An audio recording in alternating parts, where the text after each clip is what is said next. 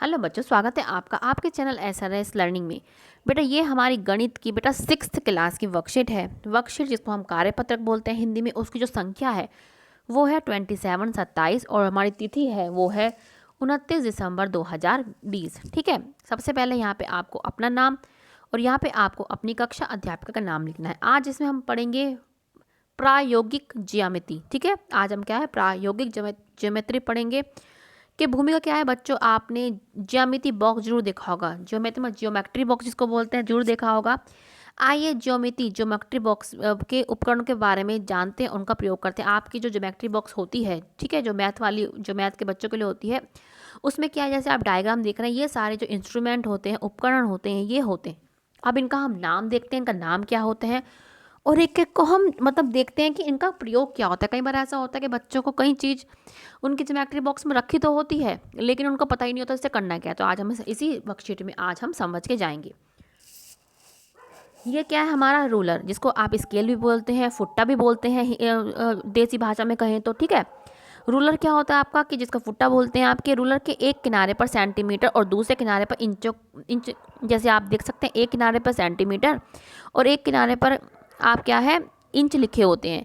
Ruler का प्रयोग हम रेखाखंड खींचने और उसकी लंबाई मापने करते हैं। जैसे आपने कहा हमें क्या एक लाइन खींची है, रेखाखंड खींचने, उसको खींचने के लिए, या हमारी कोई लाइन है हमें क्या है उसको मेज़र करना है कि कितने इंच है ये, ठीक है, तो इसके लिए हम क्या होता है रूलर का जो है प्रयोग करते हैं। अब ये क्या है हमारा प्रकार।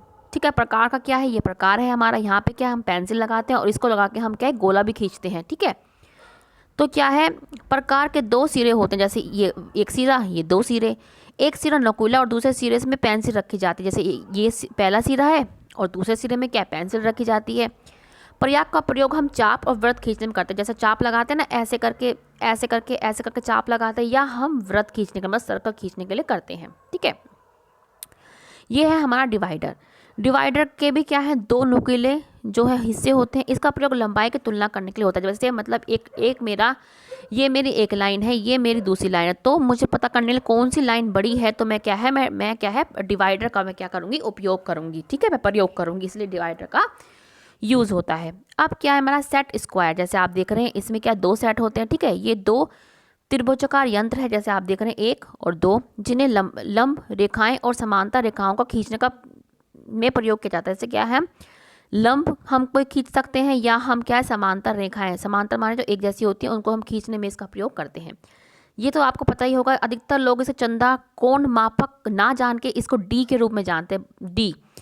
ठीक है, इसको हम डी क्यों बोलते हैं, क्योंकि जो इसकी शेप होती है वो क्या डी जैसी आपको दिख रही है, चंद्र जैसी। इसको अधिकतर लोग जो बच्चे 100% डी के नाम से जानते हैं। ठीक है, इस पे क्या होता है जैसे आप देख रहे हैं इसमें क्या बहुत सारे यहाँ पे नंबर लिखे होते हैं। यहाँ पे कोण हम बनाते हैं, कोण बना जैसे 90 डिग्री का, 45 डिग्री का, तो हम नापते हैं कि कौन सा कोण क्या है। तो पढ़ लेते हैं एक बार कि यह एक अर्धवृत्ताकार यंत्र है। अर्धवृत्ताकार मतलब आधा, जिसपे 0 से 180 तक भाग चिन्हित होते हैं। मतलब 0 से यहाँ पे 0 से क्या 180 तक के भाग क्या है चिन्हित होते हैं। इसका प्रयोग कोणों को मापने और खींचने में किया जाता है। जैसे मैंने बताया ना, जैसे आपका कोण कोई ये है तो आप क्या करेंगे यहाँ पे अपना चंदा रख लेंगे और उससे नाप लेंगे। अगर आपका कोण ये बना है तो आप क्या करेंगे यहाँ पे अपना चंदा रखेंगे, ये वाला चांद, और फिर नाप लेंगे कि ये कितने का कोण बना है, इसलिए इसका जो है प्रयोग किया जाता है।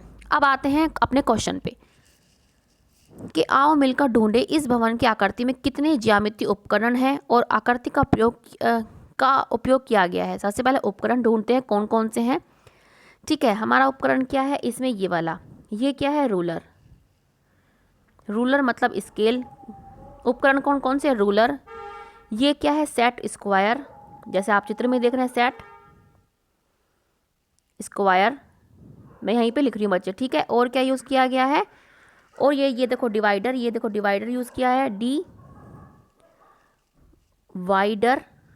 ठीक है, डिवाइडर यूज़ किया गया, और क्या किया गया यार इसमें, डिवाइडर हो गया, और हमारा क्या है देखो ये चंदा।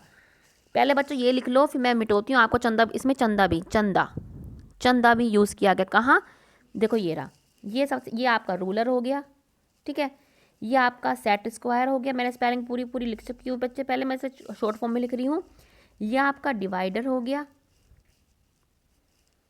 डिवाइडर, और ये आपका देखो ये वाला, ये क्या हो गया आपका चंदा। तो हमारे इसमें उपकरण कौन कौन से 4 यूज़ हुए हैं, डिवाइडर, रूलर और सेट स्क्वायर। अब हम शेप, इसमें आकृतियाँ देखेंगे कौन कौन सी आकृतियाँ कौन सी है इसमें।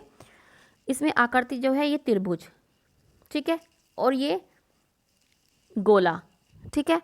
और कौन कौन सी यूज हुई इसमें, स्क्वायर, इसमें ये यूज हुई है, और क्या ये वाली, ये कौन सी है, आयताकार, और ये कौन सी है, ये वर्ग, ठीक है। इसमें हम क्या लिख देंगे, कौन कौन सी आकृतियाँ यूज हुई हैं इसमें, त्रिभुज, ठीक है, गोला जिसको हम सर्कल बोलते हैं इंग्लिश में, गोला, और क्या है, वर्ग, वर्ग आकृति यूज हुई है, वर्गाकार, इसमें वर्गाकार लिखते हैं, वर्गाकार, वर्गाकार आकृति यूज हुई है, इसमें हटा देना। और क्या है इसमें, आयताकार, आयतकार, आयताकार, आयताकार, आयताकार जो है इसमें क्या है, शेप जो आकृति यूज हुई है, इसको हम रेक्टेंगुलर इंग्लिश में बोलते हैं, ठीक है।